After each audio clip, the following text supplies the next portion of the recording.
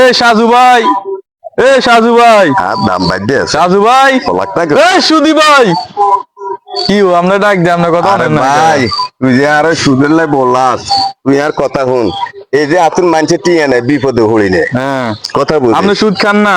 আর সুদ কেন খায় আগে কথা জানতে হবে কথা আচ্ছা শুনতে বলেন হবে। বলেন কথা শুনতেছি। শুন হ্যাঁ কোন? আতুন মানুষের টাকা নেই কেউ দোয়ান দিছে হ্যাঁ। দোয়ানে মাল উঠেছে হ্যাঁ। কেউ মনে করে গরু কিনছে হ্যাঁ। এতে গরু দুধ বেচছে গরু রয়েছে হ্যাঁ। এখান থেকে আর সামান্য একটু দেয় এটা কি আপনার ব্যবসা? যে মনে করবেন হুন্দি একটা খাটাইলে একটা দোয়ান দিলে সালান লাগাইলে মোক না অবশ্যই। তো এটা মানুষের দিয়ে আয় অত মনে করবেন একটু বেকার বুড়ি গেরি মানুষের 2-4 টাকা দেয় আয় খাইতে আছে এখানে তো এমন কোন সুদ ন আয় তো আর মনে করতেন 30 টাকা খাই না কত খান আপনার সাথে কত খান?